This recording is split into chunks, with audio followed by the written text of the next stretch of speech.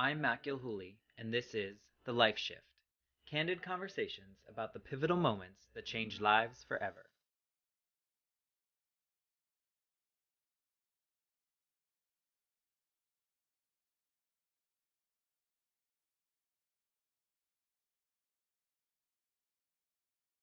Hello, my friends. Welcome to the Life Shift podcast. I am here with my friend Jackie. Welcome, Jackie.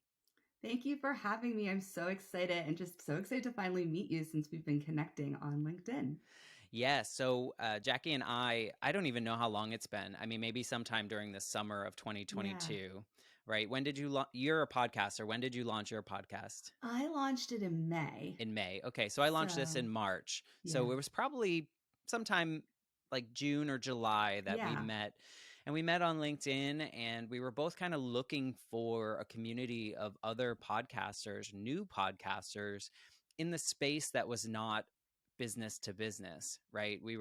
There's so Mhm. many business to business podcasts and podcasters on LinkedIn, and a lot of times the advice that they like to share is not really relevant for the life shift or for the teacher story, which is what Jackie hosts and has conversations with teachers all over the world about their experiences, how they got into teaching and how the pandemic affected them.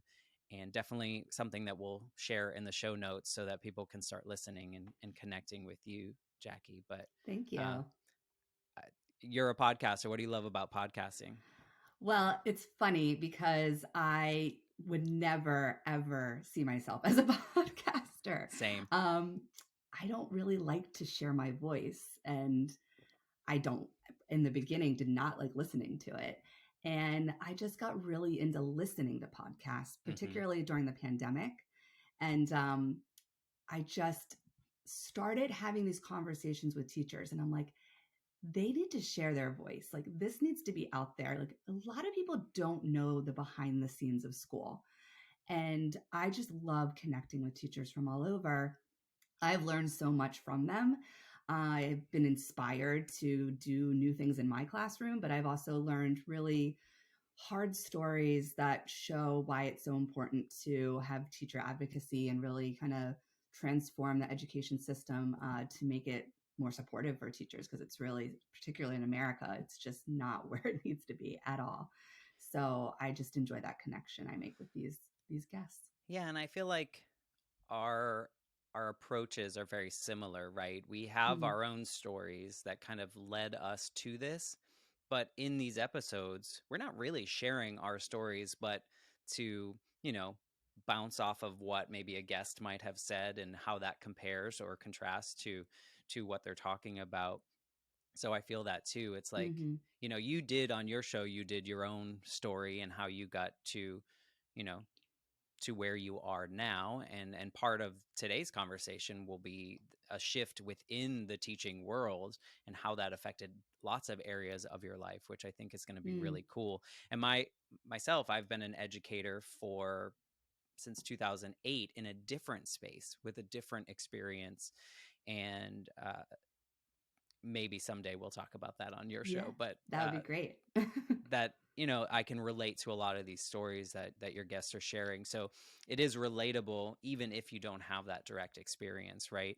And to raise the voices of the teachers that are just expected to do everything for the children and comply with whatever political party wants Mhm. to tell you to do and whatever the parents feel like they need to tell you to do, whether they have the education or not. So you are Mm, really raising the voices of people around the world with in the teaching space. So I'm sure that's very thank you. rewarding.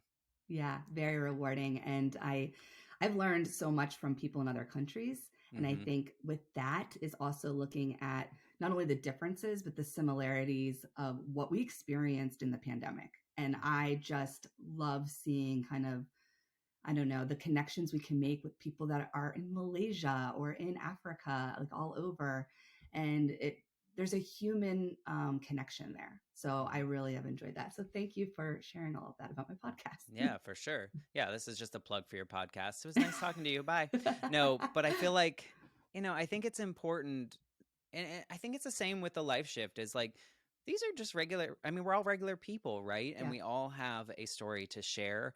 And if one person hears one of our episodes and it's Mm, changed something, or they've looked at something in a new way, or they just felt alone and now they don't, then we mm-hmm, win, mm-hmm. you know? I've had that with some of your episodes with some guests that are on that I connected with and met on Zoom, which was really neat.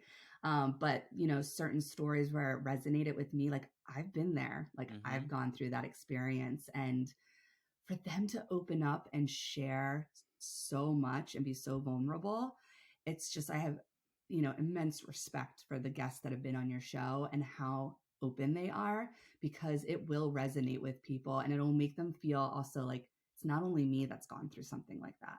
Right. And that was, I mean, honestly, the start of the life shift was years in the making of me after my mother died, kind of Yeah. searching for that community of people where I didn't feel like I was the only kid who had a parent that died, because I wasn't, but Mm, I felt that way. Right. And so yeah. hopefully with our podcast, we're sharing these stories. So that's enough about me and podcasting, but maybe we can talk a little bit about why you're here. Oh, well, we should. I think that's part of the podcast. But I like to have my guests start like by painting a picture of what life was like leading up to kind of what we feel is your pivotal moment, or something that kind of changed the trajectory of your life. So what Mm. who was Jackie at that time, right before those kind of shifts? So, not to go all the way back to childhood, but just to look at this shift, Mm-hmm. I went to a very big public school. I graduated with 900 students. I felt very lost in high school. Um, I 900. just, yeah, it's ridiculous. It's a big football school. I'm not a sports kid. So if you weren't in sports in some way, if you weren't like in the big musical, there really wasn't anything for you. Mm, So I just kind of like dived into my studies. And then I went to a state school for college, and then I taught in public school. So getting more into like leading into that life shift. My first full time teaching position was in Hawaii, and that was a public school system as well. Great experience. sounds nice. Loved it. And it was, I'm in my 20s. I'm like, I Right. don't care And in how poor I Hawaii. am. Yeah, I'm in Hawaii. I don't care how poor I am. Living with a bunch of roommates and just living off of like ramen still from college. You're still living that dorm life, but Mm-hmm. you're in your mid 20s because it's just, you're a teacher in Hawaii. It's very expensive. But you went to the beach, went hiking. There was tons to do just out in nature, not spending any money. And I taught at a school that was an immigrant community, mostly students from the Philippines and from Samoa. And then we had other students who were from like various islands in the Pacific and some from Hawaii as well. And it was a very poor community. At that time, we were in the No Child Left Behind time Yeah. period. Loved it. And we were a restructuring school. There was so many horrible things about this whole No Child Left Behind and the whole way of like these top schools, restructuring, failing schools, all the labels. And I worked with the most amazing principal.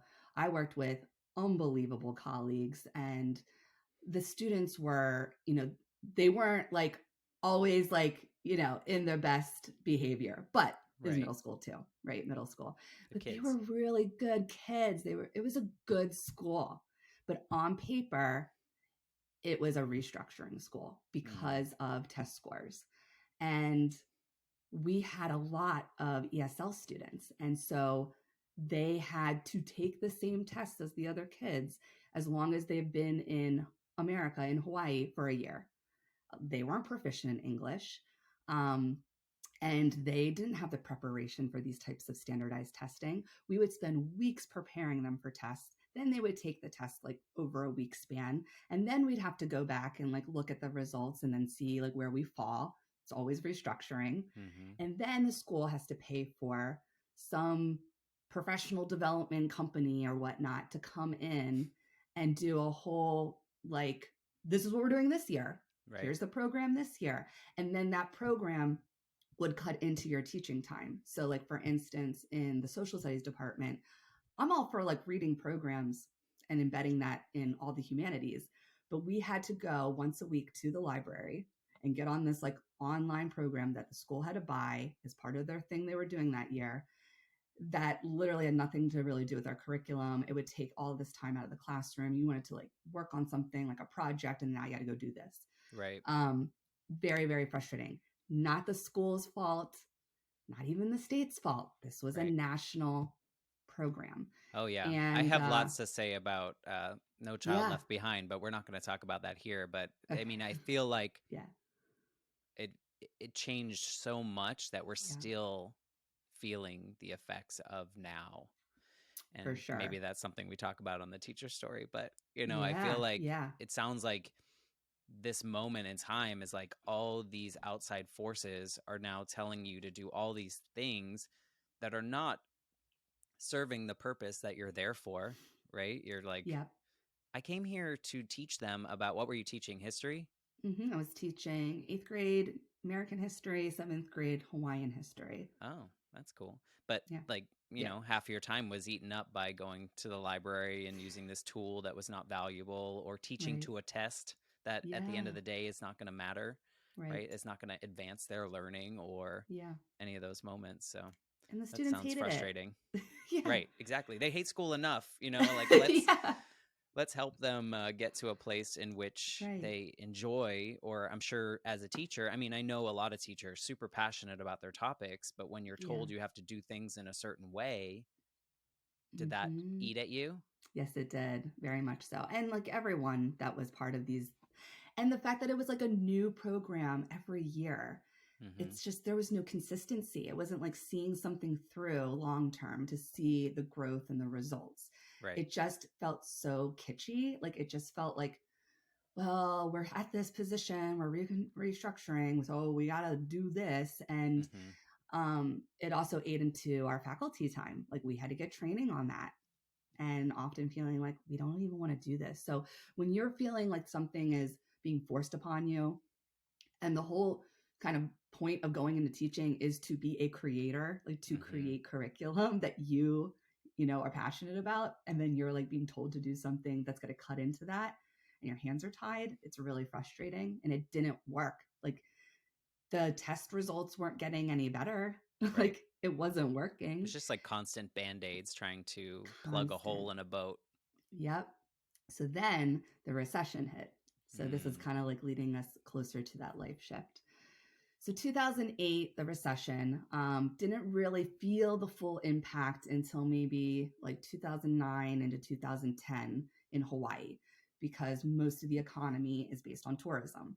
So tourism really slowed down at that time. And one of the first big cuts was education. It is a state program. So when I got hired, I wasn't hired by the school or school district. I was hired by the state of Hawaii. So it's a huge, huge, publicly funded program. So they cut the teacher salary. I think it was like around 10% at one point. It was like a huge cut. And I was fortunate to keep my job, but there were so many teachers that they lost their jobs, Right. and they were just there's so many teachers that were leaving. Though there was a lot of recruitment when I went there. So a lot of teachers from the mainland. A lot of them were like, you know what? I'm going back home, or I'm going to another state. And so between like 2010 to 2011, it was just like all of these teachers that I also became friends with and knew were leaving. So I came to this really difficult decision. It was like late 2010. I'm like now kind of alone. Like my Right. friends are leaving, people. I mean, it just felt like this whole huge crisis was just, coming upon us. Plus your job was no longer fun, or No, what you signed up for. yeah, you're doing all of these things that aren't working. Mm-hmm. Now they're cutting your pay. Um, I was living by myself, so I'm paying for everything by myself, and just everything was changing. So I had to go to my principal and say, you know what, I'm just gonna go back to Pennsylvania. That's where I'm from. My mom was also sick at the time. I also missed like so many things in my family, like weddings. But another big part is I missed 3 funerals back to back. So we Mm. had a devastating loss on my mom's side of the family, where her aunt her uncle and her cousin all died in like 2 months span. It was like tragic. And this was like before I made this decision, but I'm like, I'm not around for any of Right. these life things. Yeah. So my principal totally understood, and obviously teachers are leaving, Right. but he gave me this opportunity or option of, we will get a long-term sub for 1 year. We'll hold your position. If you decide a year from now, because I was there for 5 years, I Mm-hmm. was really committed to the school and to living in Hawaii. He's like, we will have your job open for you a year That's from nice. now. I That's mean, rare. that does not happen ever. Right. It was amazing. And so I did accept that as an option and said, I will definitely let you know by like early spring of the following year if that is something I want to do, if I want to come back. So I moved back to Pennsylvania in June 2011, and it was awful. It was an awful, awful year. I moved back in with my parents. So again, I am super independent. I've been out of my home since 18, between living in college and then literally moving to Hawaii. And, I couldn't find a job. I couldn't find a teaching job, like a decent one. And I started to apply and go on interviews like the whole summer of 2011 into the fall 2011. All I was trying to get a full-time job. Right. I was getting like, you can be a sub here, here's a part-time role here where like you might teach at the beginning of the day and the end of the day. So Right. you can't That's really really work helpful. another job. There So were you was sitting there like, why did I leave Hawaii? Yes. You're like, I had a Yes. stable thing. It wasn't the greatest, but it's better than this. Yeah, I was kicking myself. I was like, what did I do? This is not the life I want to live. I was living at home with my parents. I didn't have a full-time job. I took a full-time job in retail since that's what I did when I was, in college. Everyone should Just, do retail, by the way. I feel yeah. like everyone should work in retail and or a restaurant. Just, this is off topic, but I Yeah, think yeah. just to Yeah. learn humanity and Yeah. learn how to treat other people when you're in those Yes. places. I actually really enjoyed it. I mean, the highlight of that year, well, two things. I went back to school to get my master's because I might as well, Yeah. right? Because I never had the ability to do that in Hawaii because I couldn't afford it. And I Right. had multiple jobs in Hawaii to live there. So I had no time. Um, but I worked at a jewelry store and I really liked it. It was like a high-end jewelry store. And I basically, most of what I sold was engagement rings. That's So fun. All coming in for happy reasons. So you yeah, have until you got tell to know them the people. price. Yeah. Or it gets returned. Oh yeah, that's Then you're not like, a oh, good it day. didn't work out for you. I'm so sorry. Um, but yeah, I mean, so in Pennsylvania, it was like a factory of teachers just coming out of college. Like it's not like what it Mm, is now. It was like so many teachers looking for jobs. Like people wanted to get into teaching, at least in that area. And they were either in school substituting, whether they were building sub, long-term sub, new people, anyone who was getting the full-time roles, they were in the school already doing mm, something. right. So even though I'm from Pennsylvania, even though I had some connections, I went on interviews and like made it like advanced through. And ultimately, a lot of the times the position went to someone who was already in the school Right. in some degree. So I felt like this isn't, I don't know if I'm going to be able to get a job in like a decent public school. Yeah, I could have gotten a job at some other schools that maybe I just knew were going to be super challenging or Mm, where the salary was super low. right. And I just didn't want to do that and know that I was probably going to quit in like a year. In my master's program, as I advanced through it, you had to be in the classroom. So I'm like, I'm not in the classroom. Like I was doing substitute work, but that wasn't like what you Right. have to You weren't do. developing curriculum and Yeah, this was project based. And mm-hmm. I was just like, I don't know what to do. Like I have to finish this program. I'm committed to it. I'm paying for it. And I just don't know if I'm ever going to get that public school job. And so here's kind of where it gets into the shift. Some personal things is I was engaged before. So I'm married now, but I was engaged to someone else before. And we moved to Maryland. and the top of Maryland. And it's still not too far away from, I lived in like southeastern Pennsylvania, because he got a job in Maryland. He was also a teacher. And so we moved there. And for that summer, this was 2013, I was still just trying to get then a public school job Oh, in wow. Maryland. And So it you was were the doing that for like same. 2 years, kind of. Yeah, it was the same thing. Couldn't find a public school job in Maryland for history. It's like really, Right. Yeah. he was teaching math, science, special education. You're going to find a job. Mm-hmm. And I wanted to stay in history and social studies. I did get an English certificate as well, so I could teach English, but my background is history, so that's what I wanted to teach. And then got this like idea to just look at private schools. Yeah. I don't know why it took that long to come to me. Right. I just didn't have that experience. I think you can assume that the known entity is like the easier path, right? If you've gone through public school K through 12, and then you go to a big public school, and the experience in a public school and having larger classes and things like that, I feel like that's the natural draw. But Yeah. so what happened when you kind of, this new world of So private school? So what happened was I was at the very top of Maryland, so not too far away, like half hour, 40 minutes is Wilmington, Delaware. And Wilmington, Delaware has a ton of private schools. So, Delaware doesn't have a strong public school system. They don't have sales tax. They have low taxes in general. So we all know taxes fund schools. There's a lot of inequity in public schools because it's all due to taxes. So there's a lot of private schools. I never was around a lot of private schools because the schools that I grew up in southeastern Pennsylvania, the public schools, they were great. They were strong schools. So I went online and I was just looking at any kind of private schools in the Delaware area. And I came across the school, Ursuline Academy. And it was like on Career Builder and Indeed, one of those job platforms. And I could just email my resume.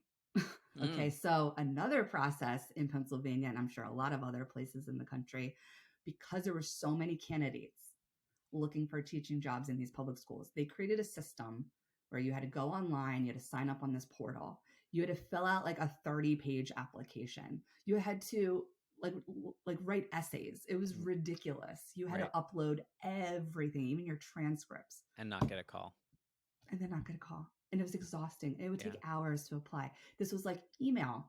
You were like, yes. Yeah. Just email your resume, I think cover letter, letters of recommendation. That's it. Yeah. And I got a call like a few days later. It was just like bam, bam. And then did you get that job? Yeah. So I interviewed, and then it was like a week later, I got the job. What also helped is it was in the summer. So there was also like the need to get this process moving. So that's why I kind of moved so fast. And I started that job engaged. And it was funny, like during teacher orientation. Because yes, teachers go through orientation just to get to know the school. Right. But they're like, share something personal in your life. And I was like, oh, I'm engaged. It was like a month into the school year. I'm like, oh, I'm not engaged anymore. Oh, no. You were the one returning that ring. I was. Yeah. I know. And that was my job before, which was so funny. Yeah. That I've experienced that. So yeah, it didn't work out for the best, absolutely for the best. And it was like a mutual decision. It just wasn't going to work out. But kind of interesting how kismet this was, that this job became this new opportunity, and it gave me my independence. Like I moved to Maryland. Right. I was able to commute there, but then I ended up moving up to Wilmington, Delaware. And I loved it. I mean, I couldn't believe I would love it so much, because it's an all-girl Catholic school. I had no idea like what this was going to be like.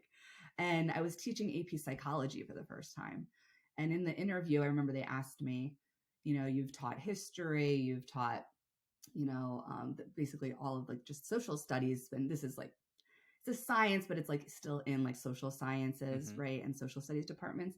But I remember they asked like, how do you feel teaching AP psychology since you don't have that experience? I was like, I taught Hawaiian history coming Right. from Pennsylvania to kids who are like part Hawaiian and Right. Samoan. So I feel like I can tackle it. I also had a lot of psychology like within my coursework. So I felt strong in certain areas of Right. that class. I just loved it.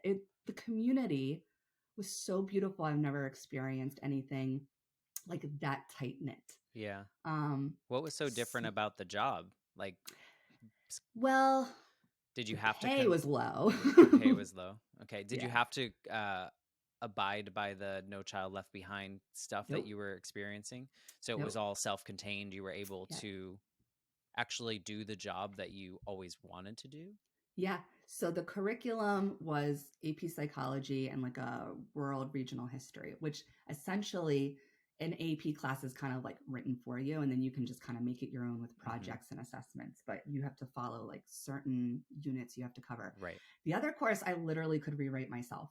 Like I could create curriculum Yeah. and there was no state testing and we weren't follow under No Child Left Behind. At that time, the Common Core was big Mm. in schools, which transformed a lot of subjects. I know there were a lot of people really upset with how math was being taught. We didn't have Common Core. Right. We didn't have to do any of that. It was purely independent. We weren't even part of the archdiocese. So as a Catholic school, we were still very, very Oh, okay. independent. Yeah. So we had a lot of flexibility in how we could teach the curriculum. And you're Classes were smaller. right, and you're able to like teach, Teach. like actually Yeah. have the experience of helping others learn something that they're supposed to learn instead of Yeah. can you pass this test and forget all the information tomorrow? Yeah. And they were, for the most part, some students were kind of probably like their parents just wanted them to go there, but there were Mm. students who really wanted to be there. There was a lot of motivation. They were really great students, like high achieving students, small classes. And since Ursuline Academy is part of this network of schools, there's Ursuline schools throughout the world. Like there's like Hmm. 100. There was global education in our school. So we were able to, I only experienced one trip, but there were trips each year to different Ursuline schools throughout the world. Our school went to South Africa, Peru, Dallas, Texas, France, Kind of just like to an name a few. exchange kind of thing. Yeah, it was so cool. So it wasn't like a full exchange for like a whole year. I think Right. that might have happened with some students, but it was like a week or two. Hmm. You would go, and that student would live with a family. And then, like the following year, they tried to do it where then that family, that student would come to our school. And they're like, yay, Wilmington, Yeah, Delaware. which you would never see in a public school setting. Yeah. Yeah, it's and so like for the first time in many years, you probably enjoyed your daytime Mm-hmm. I more. did. And I really you know, at did. the end, I'm thinking the end of your Hawaiian experience, you were going through your day, not enjoying it, and Yeah. then you would come home, and all your friends had left because Yeah. they all lost their job. So it was like Yeah. there's no redeeming side of your No. day. I know you mentioned this personal issue that, or the end of an engagement at this Mm. beginning of that. Was the daytime serving that grief or redevelopment of your Mm. personal life? Yes, absolutely. I mean, I really think this job came into my life, this position at the right time, Mm-hmm. because say we decided to break off the engagement and I had moved to Maryland, had no job, you know where Right, I would be back again? My family's home. right. And at that point I was like 31. So this job was really like a reset in your Yeah. life to kind of Yeah. trigger a new version of you. I'm Yeah. assuming you're still in a private school, but you're not in Delaware. Yeah, I am still in a Oh, you private are? school, but Oh, I'm in New Jersey. Yeah. okay. Yeah. So you've kind of private is still private, Hmm. still kind of this journey is how has it changed from when you first started in a private school to where you are now? Like, is there Yeah. commonalities or like what's your life like now that like private school is Mm. filling your cup or does it not? So I moved because I got married. Right. And then I did the A new commute for one marriage, year. Yeah, a new marriage. Wasn't the new same person. engagement and the new Yeah. person. Okay. Yes. Um, And I did the commute for 1 year from New Jersey to Wilmington, Delaware, which really doesn't sound like all these states are very close Yeah, together, but exactly. it was over an hour. And on like the bad weather days, like in the winter, there was one day that kind of pushed me over of like, I got to look for something in New Mm-hmm. Jersey. So there was a snowstorm coming in, but it was coming in at the end of the school day. And we didn't get out early. I don't know Mm. why they didn't make the call. It took me 3.5 hours to get home. I've been there. When It's I lived in awful. Boston, it was like I worked Oh, 20 miles away and it took me 90 minutes to get home on a good day. yeah. So I understand that. And it's funny too, for anyone that doesn't live in the Northeast, anywhere but the Northeast pretty much, Mm-hmm. it takes a long time to go from one state to another. Whereas Yeah. in the Northeast, you can go from like Massachusetts to Rhode Island to Connecticut all in like an hour Oh, or yeah. less, you know? Yeah. I'm like constantly in Delaware, Pennsylvania, New Jersey, and New York, like Right. 4 states all the time. Right. And So I'm I in did Florida. that. It's like 4 hours to get to another state. Yeah, I know. Maybe not That's four, so but true. Imagine being in Texas or if, California. You're no like, I'm thanks. just here I won't. forever. I don't want to be No, in Texas. no, I don't think anybody wants to be in Texas. Um, so I was like, I gotta try it out. I gotta just try. And I was like, in my mind, I will only move if it's like the same type of school. Like, not, Mm-hmm. it has to be an all girl Catholic school, but Right. same vibe. Right. So you can Or, be a teacher. yeah, or like a step up in some way. Right. If I couldn't find it, I was gonna do that commute, Okay. because I really loved it Right. You there. were fulfilled in I the was in the sense fulfilled. that Yeah. you're finally a teacher. Yeah. And I just loved it. I mean, the pay was lower than I knew New Jersey would pay higher because Mm-hmm. our taxes are higher. Even just one little state over, it's a big jump. Right. But you So can't pump your own gas. you can't pump your own gas, which I don't mind because in the winter when it's freezing out, I'm like, hey, I get to sit in my car and I don't have to pump. But it is really weird. It is It's odd. very weird. When I Yeah. was a kid, this is off topic, but when I was a kid and we drove through New Jersey, the two things I remember is that you can't pump your own gas and it smells. It Wherever does we smell. were in New Yeah. Jersey, like I Yeah. think by the dump, but like kind Yeah. of by New York, there was Yeah. like a Okay. dump there. Yeah. North New And I was Jersey is like, that's all probably. I know of New Jersey is that they won't let you out of your car at the gas station No. and it smells. And But I'm we sure have it's a better now. I mean, North New Jersey. I mean, I'm in Southern New Jersey. It's not as stinky. Yeah. Philadelphia is pretty stinky, but and it's right over there. But another thing about Jersey that's weird. So many weird things about New Jersey. I can say this. I'm not from New Jersey. My husband's not from New Jersey. We have no like ties to like New Jersey in that way. But they have so many roundabouts. It's Yeah. really, really That's a New annoying. England thing though, I think. Is it? Okay. Yeah. Because I'm from Boston area and there's lots of, we call them Yeah. rotaries. Yep. And then Europe has a lot of them too. I don't know if That's you've ever true. been to Ireland. It's like Yeah. every Everyone. street Yeah. has a roundabout. But anyway, back to your story of Yeah. finding Yeah. something in New Jersey. In New Jersey. So this is kind of an interesting kind of kismet thing that happened too, just like the Ursuline one, but I would say even more so. We're at so I just got my license in New Jersey. So you have to have a different teaching license in each state. I was like, you know what, let me just have it just in case. Maybe I do find a really great public school. And I go back to that. It's not what I wanted, but just as a safety net. So I got that. And it was like February 2018. We're at my husband's parents' house. So my mother-in-law and father-in-law. And we're visiting in February. And I don't know, we were just chit-chatting on the couch. And my mother-in-law says, so, is there like a school that you have in mind? I know you're kind of looking. And I was like, I walked past this school in Morristown. And it's a friend's school. I don't really know anything about friends schools, but it looked really nice. And it looked like, maybe that would be like an interesting kind of new independent school experience. And she's like, well, do you want to go and see if they have jobs on their website? I'm like, it's February. Like, they're not going to have jobs like this early. Usually it's like springtime. Mm-hmm. She's like, why not? Just go and check. And it was all prompted by her.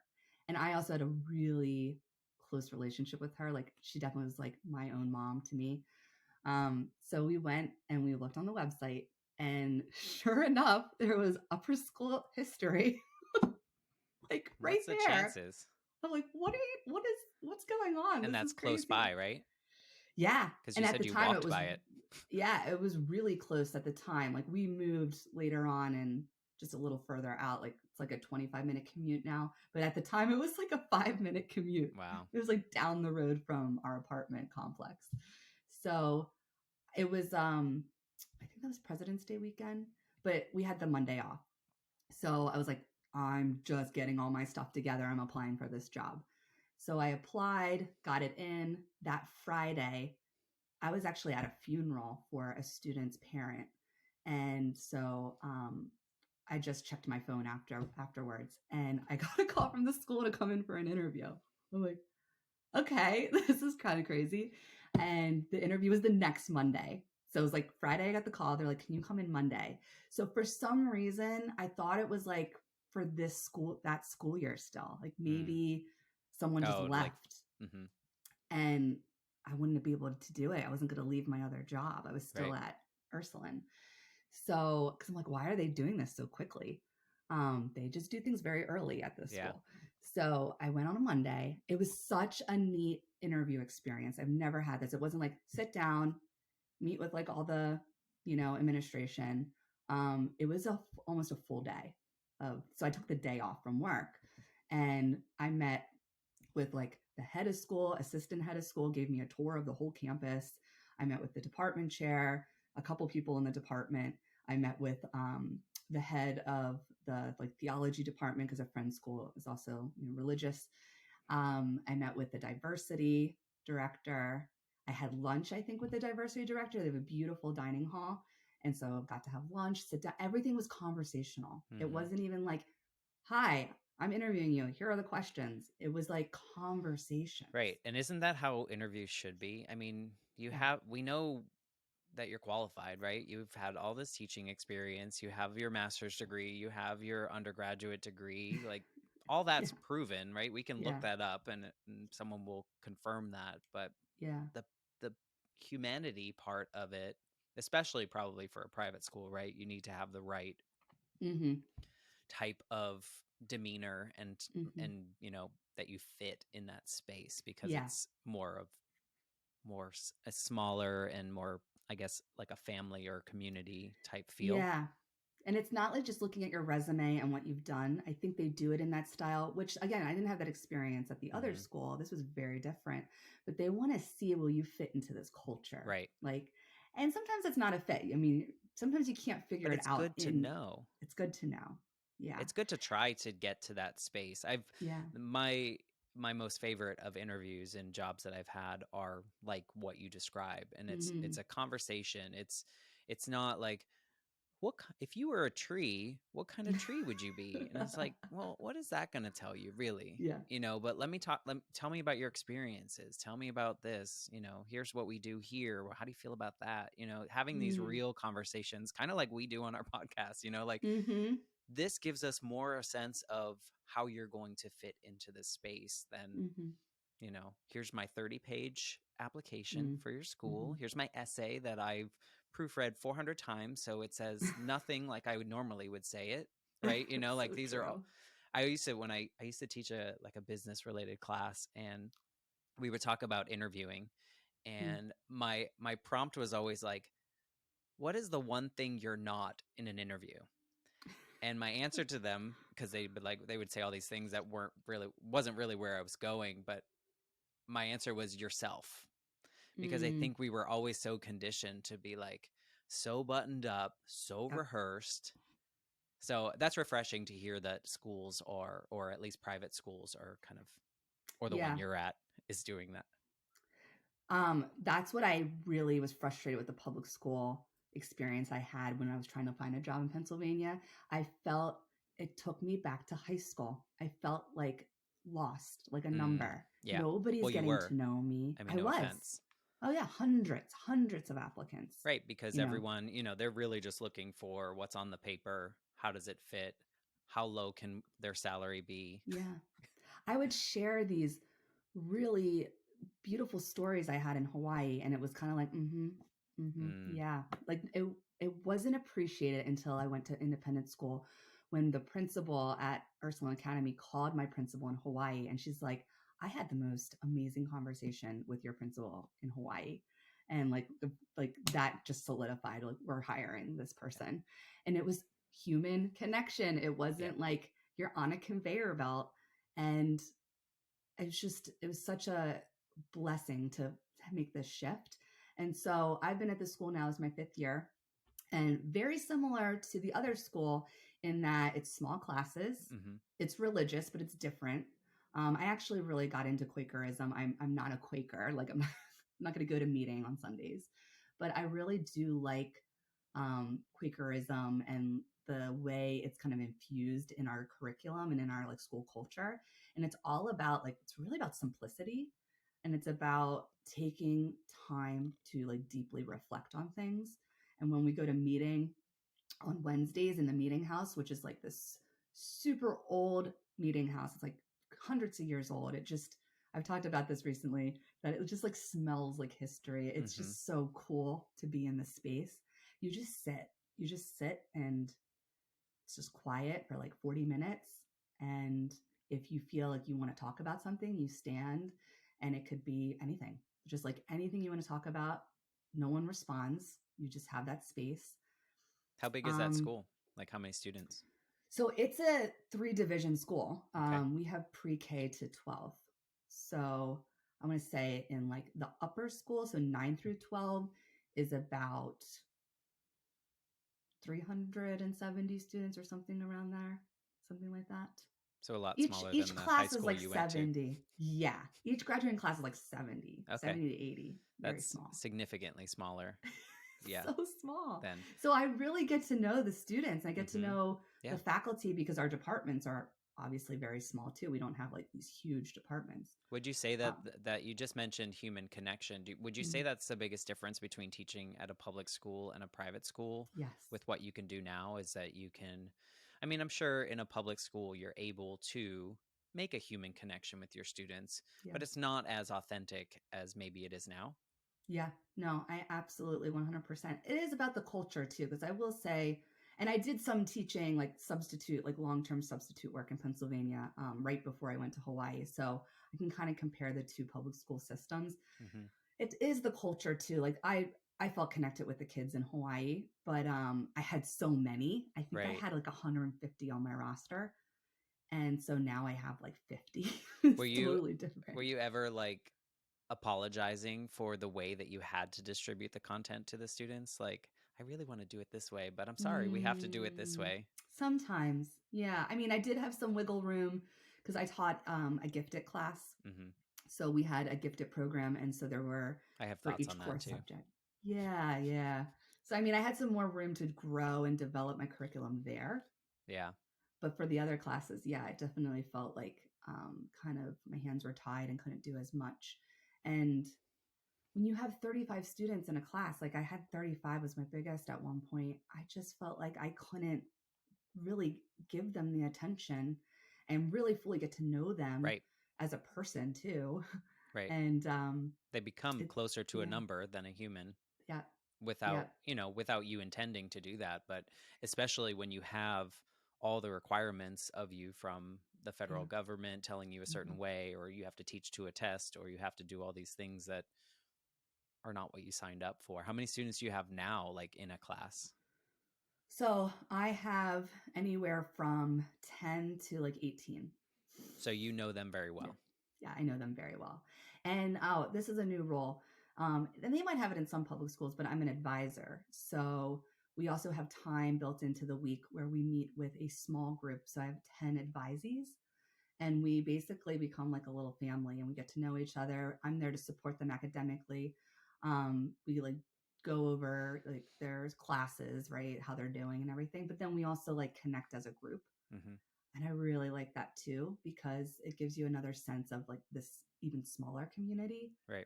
Um, so it was all of these great parts of the private school system, and this one in particular, obviously was challenged during the pandemic. Oh, yeah. So we lost all of that. Um, Do you think and, it you was know, different though? I mm, mean, I know you've had a lot of conversations with public school mm, teachers and people mm-hmm, around the world. Do you feel that you had a different experience as someone that works in a private school versus those in the public system? 100%. Like a better So experience?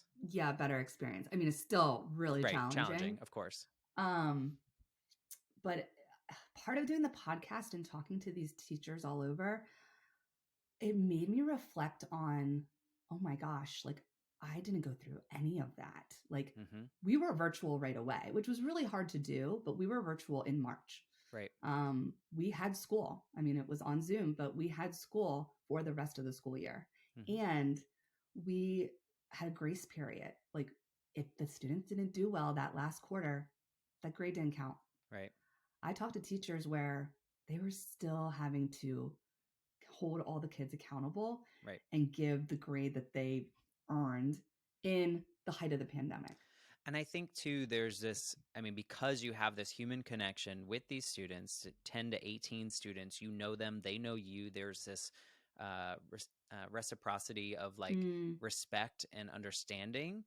I feel like someone in your mm-hmm, situation might also have just better luck students showing up and doing their mm, work still and feeling mm, like she's expecting me to mm-hmm, participate and she's mm-hmm, expecting, like I owe her this.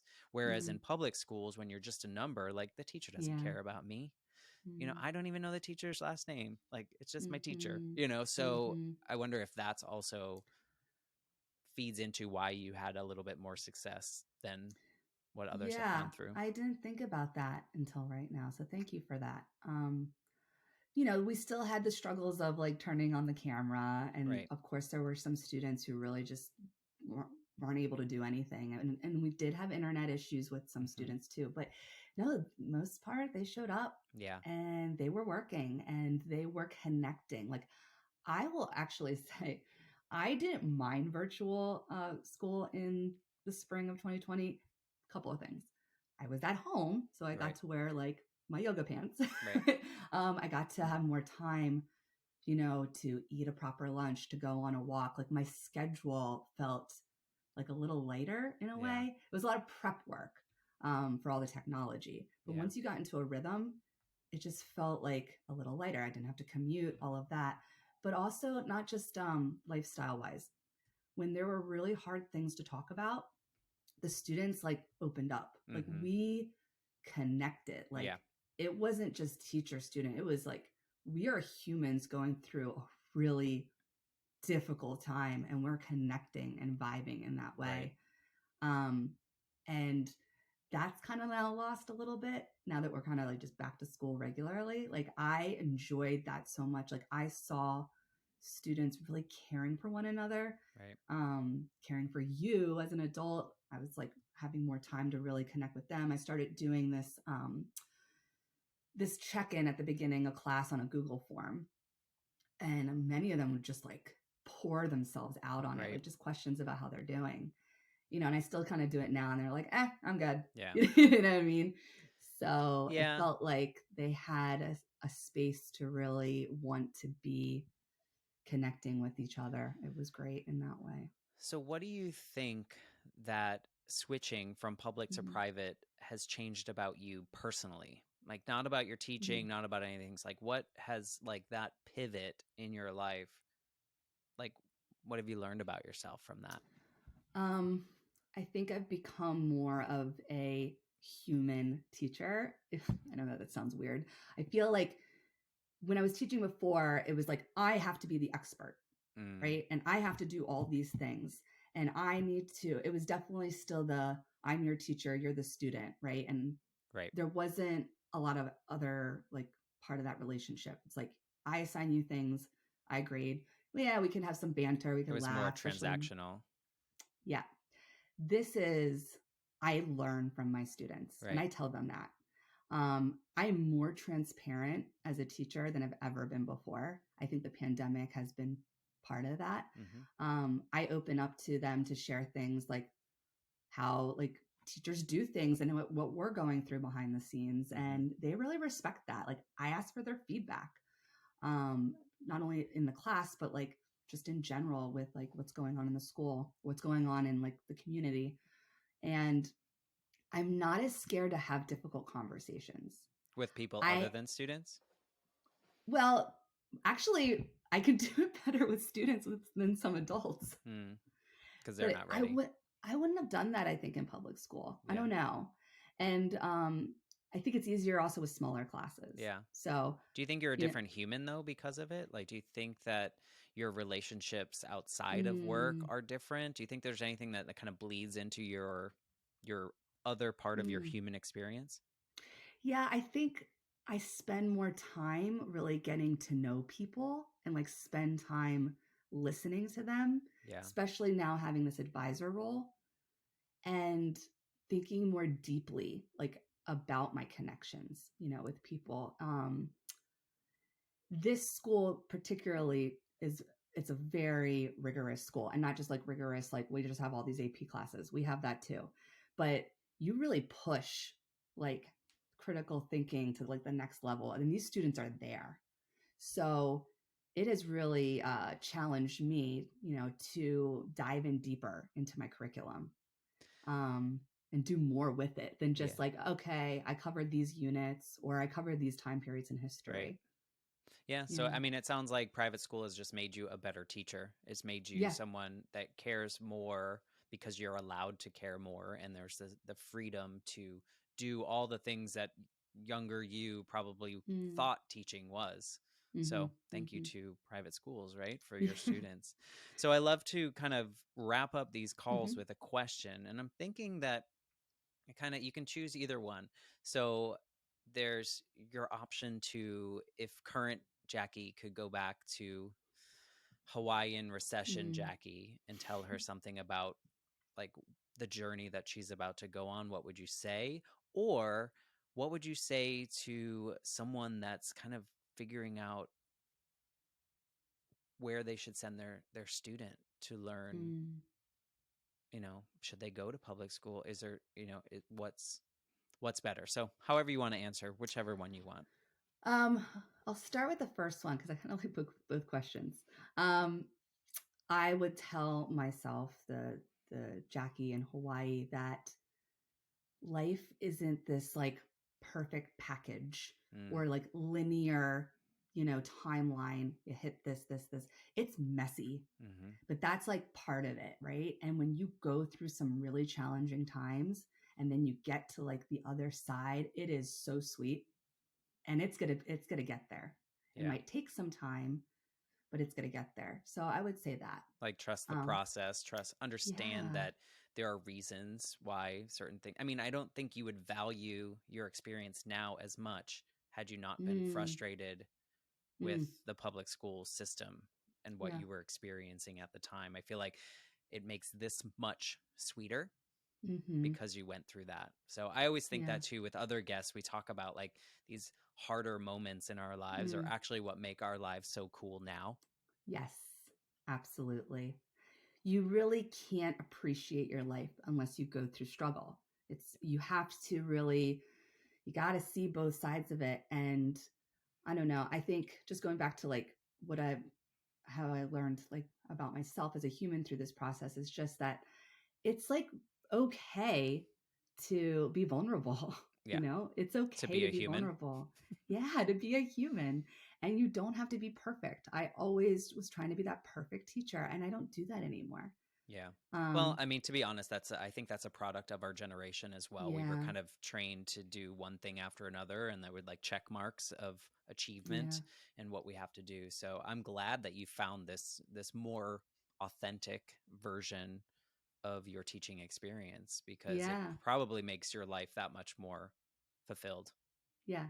And for your second question, I am not knocking the public school system. I'm actually very, very heartbroken over what we're talking about because not everyone can go to private school. It's Correct. expensive, right? Unless you get a scholarship. Not everyone's able to get a scholarship. We have to change this public school system. Another reason why I wanted to start my podcast, because it shouldn't be like this. The Right. classes should not be huge.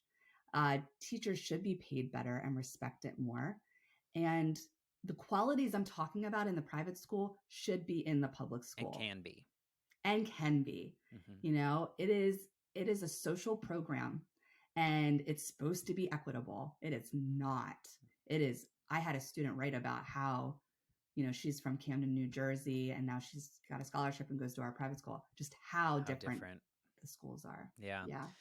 Yeah, and I think what's a good way to end this is to tell people that if they're interested in kind of these conversations about teachers, is to definitely check out the Teacher Story podcast, which is what you do. We'll put the link in the show notes so that people can listen to it and join you on that journey. I think it's just really interesting, even if you're not a teacher, if you're a parent, to kind of hear what these experiences are. I think we're kind of all in this together to make a better Mm, experience for future generations, right? This is not just a mhm, checkbox. This is like, mhm. I mean, maybe we'll talk on your podcast about No Yeah, Child Left Behind, but I think that would you be a know, great conversation. I think I think it's okay that not everyone gets an A plus. I think it's Mhm, okay that not everyone finishes in 12 years. I think it's okay that not mm, everyone goes to college. There are lots of opportunities for people in all sorts of areas. And I think by mm, listening to the Teacher Story, they're going to hear a lot of these conversations and how passionate people are, mm, even in these low paying teacher jobs, to do their work, what they mm, want to do and serve the future generation. So I mm. appreciate you coming on the show and finally getting to meet you face to face via Zoom or what we're using here. And it was great to talk to you. Thank you so much, Matt. I really enjoyed this, and you pulled other areas of my life out that either I haven't thought about in a long time or I just didn't think about. So I appreciate it, and you have that gift. You Oh, do well, that. I appreciate that. And everyone else listening, I didn't pay her to say that. But if you are enjoying these conversations on the Life Shift podcast, Jackie knows this, I know this, that these reviews and ratings help us a lot, Yeah. if for nothing else, to just keep us going, right? And give us Yes. the fuel to keep on. So if you like this podcast, please check out Apple Podcasts and give a rating and review and subscribe and all those fun things. And we'll see you next week on the Life Shift podcast.